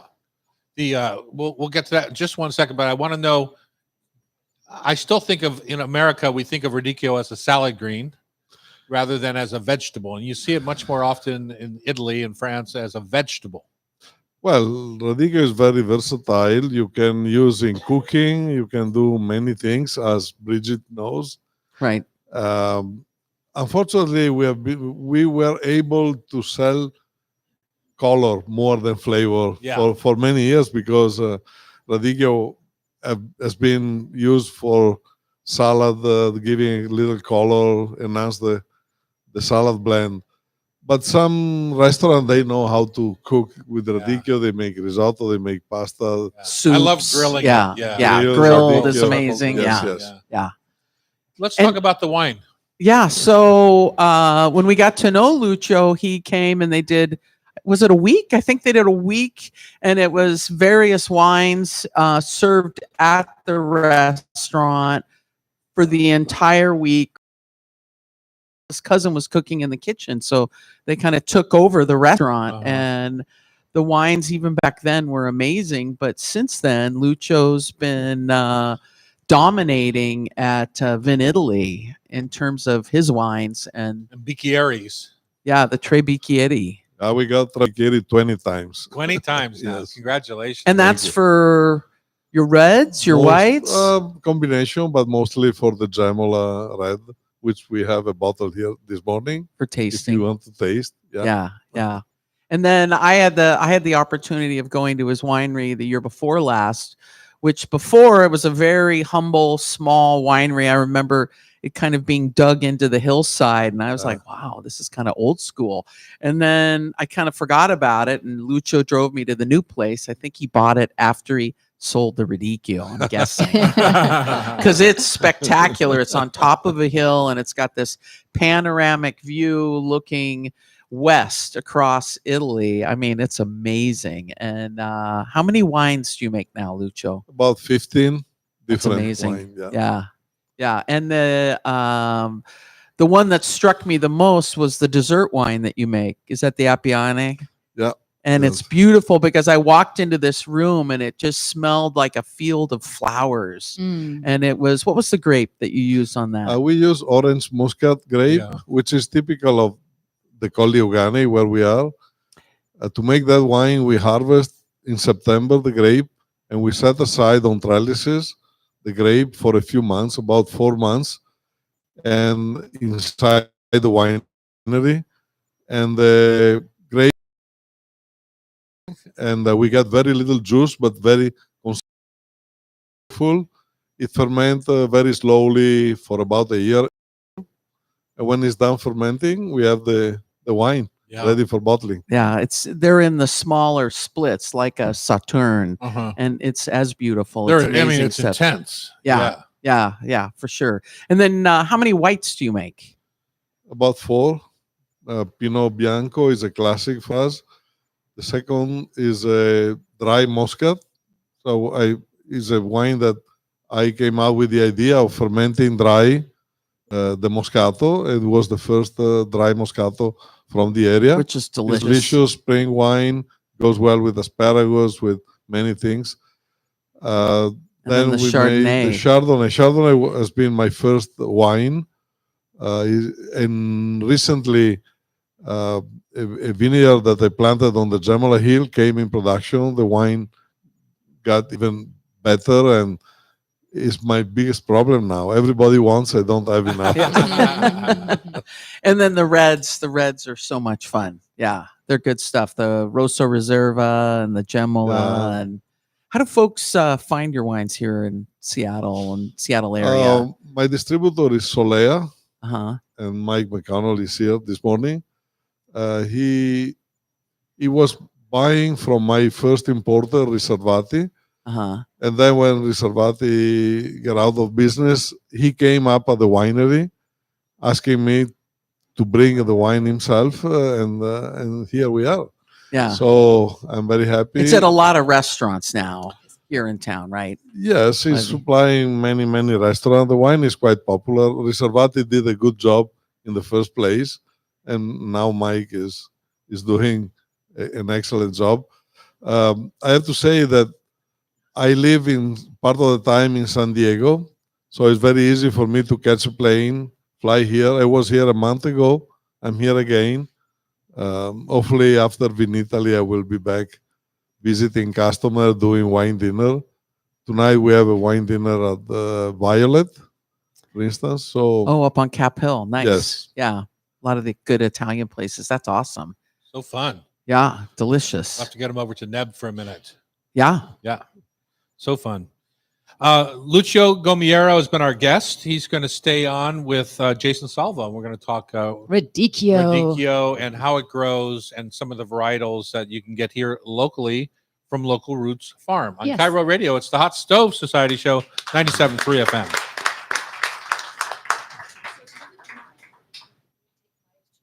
okay. Here comes Jason. Just lay it out here. Adjust the mic. Yeah. Nico will adjust it for you. Thank you. That was interesting. Good.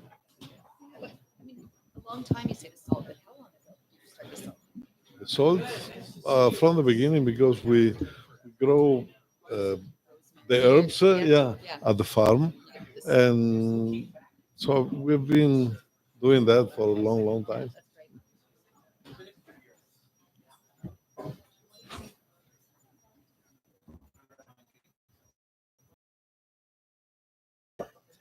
That's great. Yep, that's what I hear. Nice to see you. How are you doing, Tom? Good. We ready? Oh boy, do we have a lot of Radicchio in front of us. A little, is that Treviso also that I'm seeing? It is. You're seeing. Do you want me to list them all, or you want Not to yet. just Wait, identify the We're one? going to intro.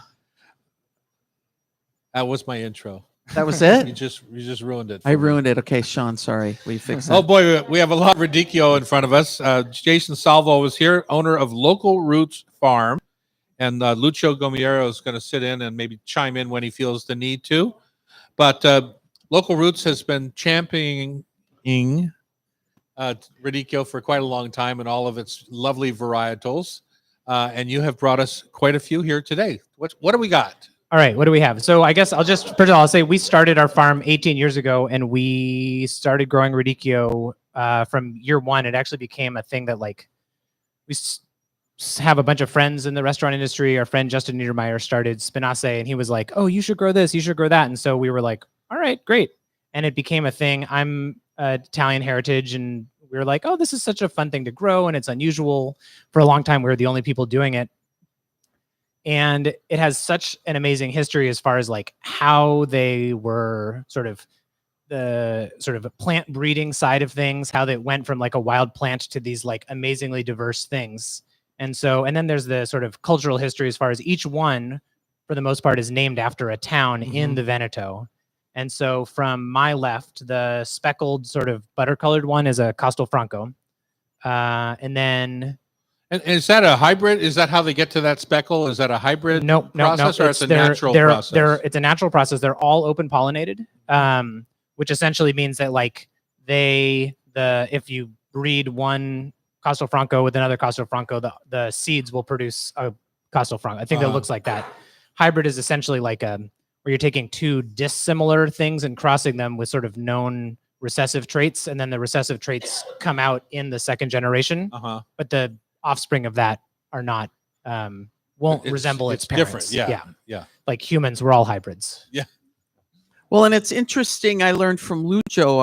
I think, walking down in California, or we were somewhere, and there were weeds growing along the side of the road with the little blue flowers, and they shot up, and you're like, that's a weed. But then they had these beautiful little blue flowers, and he's like, that's radicchio.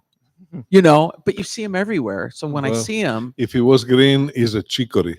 Basically, radicchio is in the chicory family, and only in chicory is green. Only in the Veneto it make red, and it's called radicchio. So it's a chicory. It's a red Oh. chicory. got it. And if you want to few words about the history, that green chicory crossed naturally about 3 centuries ago with escarole. And we had the Castelfranco was created. It was a natural cross pollination, and from that Castelfranco, fluffy, yellowish with little red spot. In Chioggia, they keep selecting the heads that make a firm head heavier, so they can have a better yield, and then they kept selecting with more and more reds. In a few years, they came out with the Chioggia, which is a selection of the Castelfranco. It looks Ah. very different, Yeah. and this is what we use mostly in salad. Is the Chioggia. Chioggia. Yeah. The Treviso is called after the town of Treviso. Is the long radicchio. The way they did in the beginning, it was harvesting this bushy green plant, chicory, with roots and everything, and setting aside in a dark spot.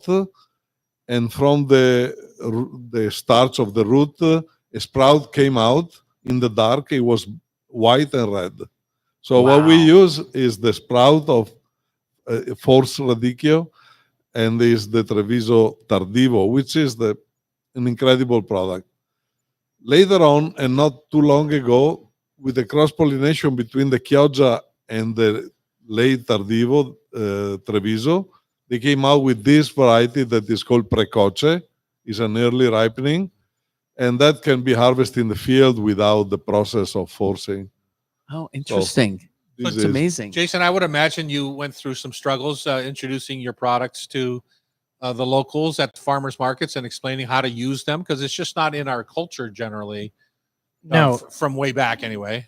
Yeah, so we don't do farmers markets anymore, but when we first were doing them, we would bring, I don't know, 15 or 20 heads to the market, and we would leave with 15 or 20 kids. And then over the years, by the time I think we stopped doing farmers markets in 2018 or 2019, we'd be selling hundreds of them Wow. in a market. Yeah. Wow. And that was, I think we got them into a lot of restaurants, and we were selling, we're selling hundreds of pounds a week to tons of restaurants in Seattle. And then I think it just starts becoming something that's much more common. We're putting it in our CSA, a couple times a year. At first, people would be like, we'd send out a survey. What do you want more of? What do you want less of? And they're like, less radicchio. It's so gross. And now, I think one of them, I read something about bitterness on the palate, and how you can actually change how you taste bitter by exposing yourself to it, and like enzymes in your saliva adapt, or they evolve so that bitter tastes less bitter the more bitter thing, like the more often you expose yourself to those flavors. And it works the same with sugar, much to our collective detriment. So you've seen many restaurants put this on menus. You have a favorite way that people serve your different radicchios and chicories? Oh man, that's a good question. I'm more of a salad fan than as a cooked thing. Mhm. But I would think in 2018 or 2019, either our first or second Sagre del Radicchio, which we did with with Jackie With and my wife, through, yeah. through you guys, and Lauren Feldman, who used to own Veef, did a recipe where she took a Chioggia. I think she either pan seared it or quickly roasted it, so it was partially the outside, it was quartered or cut in six or something. She flash roasted it at flash 400 degrees. and then it was with roasted apples and roasted cauliflower, and she did, I think maybe it was a sherry vinaigrette, I'm not sure, but it was I think about it a lot. I make it at home because it's Uh-huh. like so good. Uh-huh. And I feel like I'm more of a salad person. We eat it 4 or 5 nights a week. Just like chiffonade, Yeah. cut thinly, lots of different colors, and then either just a simple dressing or something fancy with nuts and cheese or something. Yeah, Right, I which like is mine delicious. if I'm making a steak. I like grilling it right on the same hot fire with a little bit of the steak butter and just let it drip onto the steak. Oh, I think that it's sounds a nice good. combination. Do you have a favorite, Lucho? Radicchio with the A way to cook it? Yeah, especially with the Treviso, even the Precoce, make a risotto. Okay. I love risotto with radicchio. Uh-huh. Yeah. And chicken stock or parm broth, or what's your liquid in the risotto? Oh, vegetable broth or Vegetable chicken broth, broth is fine. Yeah. The important is the first liquid that goes in on the rice has to be a red wine. A lot of Oh, it. for the radicchio. Yes. Nice. Red wine, not a white wine. Red wine. Oh, that's And delicious. then you add the radicchio, keep stirring for 20 minutes. It is a great Yeah. thing. Yeah, and the Lucho, the dish I remember was back in '92 when you guys came to San Francisco, and they had wedges of the Chioggia radicchio that was skewered, couple of skewers, but before we skewered it, we wrapped it with thinly sliced pancetta from Molinari. So we seasoned it, salt, pepper, oil lightly, and then wrapped it, and then just grilled the heck out of it. Mhm. And I remember Diego standing by the grill, staring at the cooks, and he was like, DPU, more, until it was not black, but just Yeah. super dark brown. And it was incredibly sweet and delicious. We often say that at our cooking school right here. It's like, be brave. Yeah. Get some heavy char on that thing. Yeah. So delicious. Yeah, good stuff. And then Can people- go ahead. Jason, are you selling your radicchio in grocery stores? No. So we opened we had an honor system farm stand on our property in Duval through the pandemic. And then it got crazy in 2020 and we did something really insane, which was when a little shop in town shut its doors, we opened a brick and mortar store in like August of 2020. Wow. Where? It's in Duval. So Duval's, if you don't know, it's about 45 minutes east of Seattle. So we're on the Snoqualmie River starts up at Snoqualmie Pass, and it comes down through North Bend. It goes over Snoqualmie Falls, and then it goes through the lower Snoqualmie Valley, which is like Fall City, Carnation, North Bend, up to Monroe. We're in Duval, which is right in the middle, in the floodplain. Yeah. And it's a relatively easy drive to get out there. And so it's about 50% produce that we grow on our farm. We buy in produce from other local farms in the mostly west of the Cascades, and then we sell wine and imported stuff and just interesting products that we like to eat, basically. Nice. Yeah, because I go to the PCC here in town, and the one at Green Lake, I think they like bitter because they always have at least 3 or 4 different radicchio there, the Rosa, Castelfranco, and that's how I've been able to peddle radicchio to my friends is through the Castelfranco and those lighter blends. But the beauty of radicchio is you can wrap it up in a paper towel. I've got some that I bought back in December that's in my fridge, doing just fine. I'm not going to your house for dinner. No, honestly, it stores incredibly well.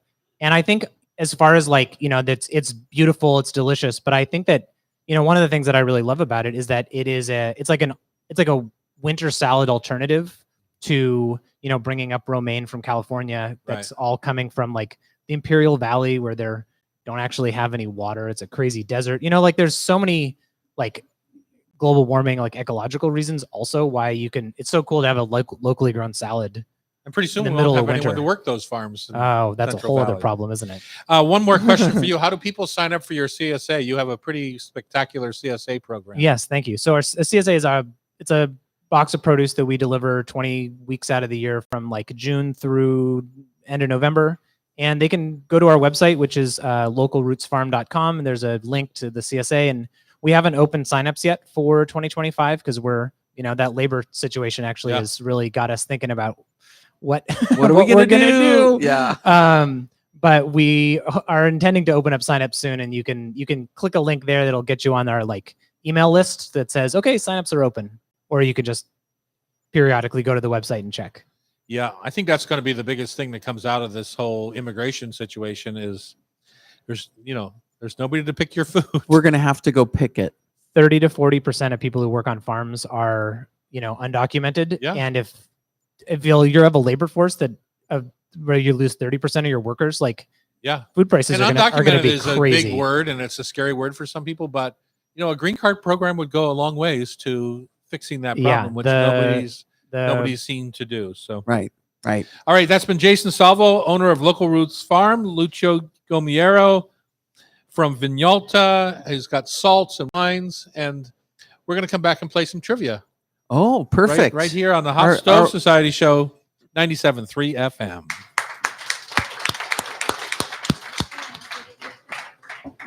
How did we get so far down our clock? Thought we were running early, but we're not. And I feel like we've been moving along.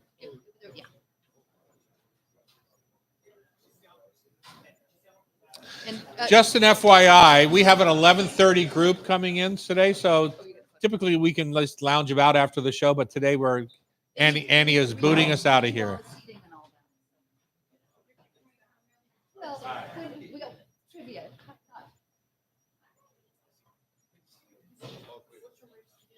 So do you want Jason to stay?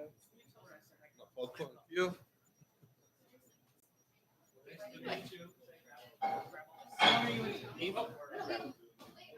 Sorry. I thought I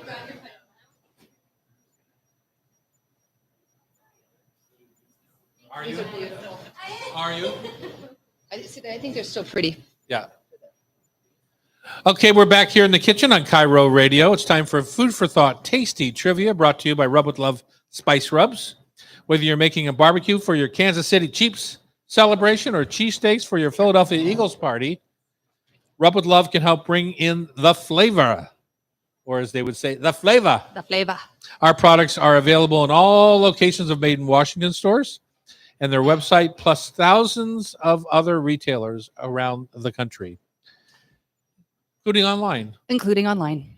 All right, Becky, how do we play and who's playing? Well, we're so lucky that Jason Salvo of Local Roots Farm is going to stay with us, and he's going to be the contestant number 2. Each gets 5 questions, and the winner will pick someone in the audience to take a stroll through the gift shop and get a 3-pack of your favorite spice blends. There you go. There we Oh, go. Very good. So we're going to start with You Bridget. can put it on Radicchio. You could put it on Radicchio. Which one would you use for Radicchio, Bridget? I would do the veggie rub. That fennel. After it's been grilling for a bit with that fennel would be amazing. And then I think, I would do the steak rub. Ancho, garlic, ancho, that would be good. teensy bit Yeah. of sugar. Yeah. Sounds great. Okay. Okay. Quiz time. All right. Number let's go. 1. What 19th century French dish became famous for being prepared tableside and set aflame with Grand Marnier?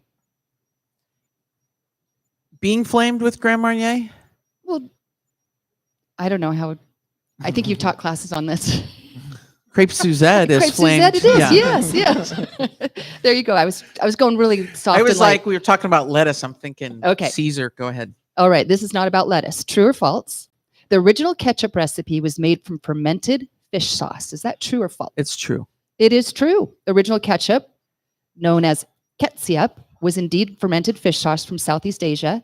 The British replaced fish with mushrooms and walnuts, while the Americans introduced tomatoes, sugar, and vinegar. Lots Good of job. sugar. Yep. Number 3, what Middle Eastern spice blend typically combines toasted sesame seeds, thyme, oregano, and sumac? Not Duca, Zatar. You got it. Good job. She's being nice to me, Tom. Number 4. Maybe you're just super smart. That Mhm. Maybe. It's hard writing questions for you. Number 4. The dish migas is enjoyed in many countries, but its ingredients and preparation vary. In Spanish cuisine, what is the primary base ingredient, and how does it differ from the Tex-Mex version? Migas. Migas, I believe in Spain is made with day-old bread. You got it. And in Mexico, it's made with tortillas. Nailed it. Yep. What is it? She's right. Oh, migas. Migas is a kind of a sautéed egg dish. So in Spain, it's Stale breadcrumbs fried with garlic, olive oil, often chorizo, while Tex-Mex migas are a breakfast dish made with stale tortilla chips, scrambled eggs, cheese, and peppers. Both highlight the creativity of leftovers. All right, final question. I hate the word stale. You do? Yeah. Why would you start a meal with, With something stale. that's stale? Yeah, I can see that. Yeah. I see that. Day old is Day old? fancier. Okay, I'm going to change my vocabulary. Okay. Just watch. Okay, number 5. What dish involves stuffing a whole deboned bird with layers of forcemeat and other ingredients such as fruit, vegetables, herbs, and spices, maybe even nuts, rolling it up, poaching it, and serving it cold? Galantine. You got it. Galantine. 5 out, 5 out of 5. Bridget, way to go. Sorry, I was thinking Jason, when but you started, I was like turducken. No, Thank goodness we didn't make a side bet. I should have. I Next hope week. my questions aren't that hard. Well, let's see. Channel Lucio. Number 1. What meat is used for a traditional Italian osso buco? Oxtail. Pardon? Oxtail. Oh, or is it Same a idea. cut cross veal shank? Veal shank. For osobuco. Open Oh. osobuco. Yeah. Okay, so sorry. It's okay. All right, number 2. True or false? I would have given it to you. Oh, well, He's a guest. It's true. We'll give it half point. saffron has held the title of the most expensive spice for centuries. However, green cardamom recently surpassed saffron as the priciest spice by weight. Is that true or false? I think it's false. It is false. Saffron is still number 1, requiring hand harvesting of 75,000 crocus flowers for their tiny stigmas to produce just 1 pound. Wow. it's- I didn't see those in Spain. Number 3, what is the Japanese name for the delicate umami-rich broth made from kombu and bonito flakes used as a base in many soups? Dashi. Dashi, good job. Good one. Number 4, true or false? The sweet and smoky flavor of chipotle chilies comes from drying just barely ripe jalapenos in the sun. False. That is false. Ancho. They're created by smoking and drying ripe red jalapenos. Yes, false. Final question. What is the main ingredient in the Indian dish palau? Say it again. Palau. Palau. How do you spell it? Yeah. P-U-L-A-O. Palau. Guinean, you said? I thought that was Indian. the number 1 diet in Indian. America. Uh-huh. Or is that Oh. paleo? Indian. Indian. It's not. It's definitely not paleo. I have no idea. I'm going to guess chickpeas. Rice, but that was a good guess. All right. 3 out of 5. Thank you for playing. Thank you. Okay, Tom. In which country did oyster sauce production originate? Originate. Uh-huh. Ooh, tricky. Everything originates in China. Yes, you're right. Yeah. You got it. Okay. Unless you watch My Big Fat Greek Wedding, somehow or another they It's all Greek. they invented oyster sauce. Oh, that's cute. Is a yanagiba a Japanese root vegetable, a cooking technique, or a kitchen tool? It's spelled Ooh, man. Y-A-N-A-G-I-B-A. Ooh. I think it's a Japanese vegetable. It is a traditional, sleek, and pointed knife primarily used for slicing raw fish for sushi and sashimi. Exactly what I said. Very close. Number 3. What is the first spice to be traded globally dating back thousands of years? Black pepper. Black pepper. You got it. Wow. Good job. I was going to guess cinnamon. You would have guessed wrong. Number 4 is mala, spelled M-A-L-A. It could be 1 word or 2 M-A-L-A, 2 words. Is it a type of spice blend used in a Moroccan tagine? Is it a traditional Greek technique for preserving lemons in salt? Or is it the popular flavor profile in Szechuan cuisine, translating to numbing and spicy? Number 3. Number 3. Yeah. That's totally you. That's And up it's your alley. mala. Mala, M-A-L-A. Kind of like, what Must is it? have The Szechuan breath. peppercorn in it. Yes, Yeah. the breath of the walk or something Gives like you that. that Mhm. little numbing quality. Final question. True or false? The outer shell of cacao. Sean, can you redo that, please? True or false? The outer shell of the cacao pod is used to make cocoa butter. The outer shell. Mhm.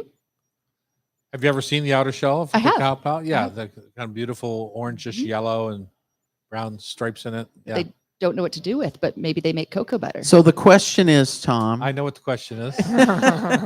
I'm going to say no. You are correct. Yeah. It comes from the fat within the cacao beans. Yeah. All right, 4 out of 5. So that means Bridget's the winner, and after the show, she'll pick out a winner in the audience. Awesome. Okay. Nice job, Bridget. Thank you, Becky. Becky Winnie's. Is that the first time you've ever won?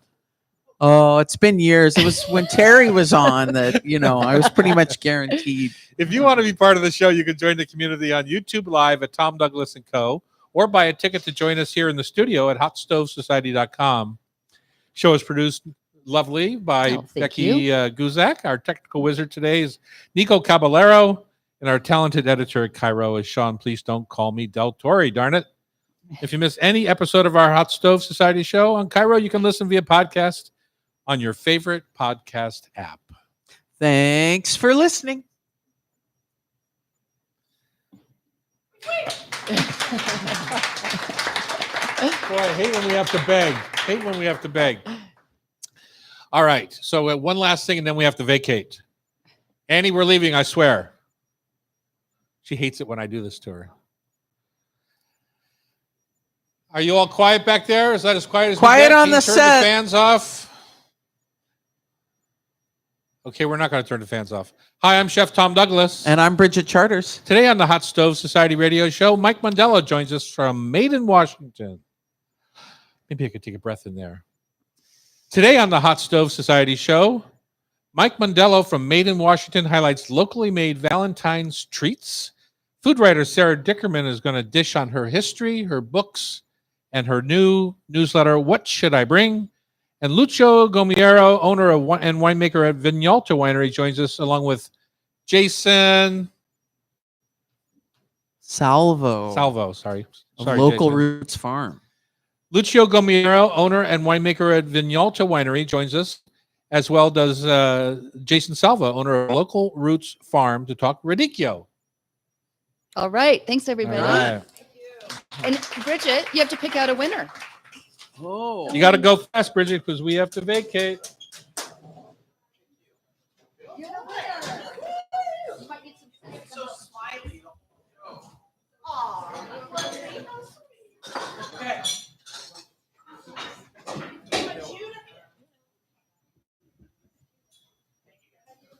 Thank you, Jason.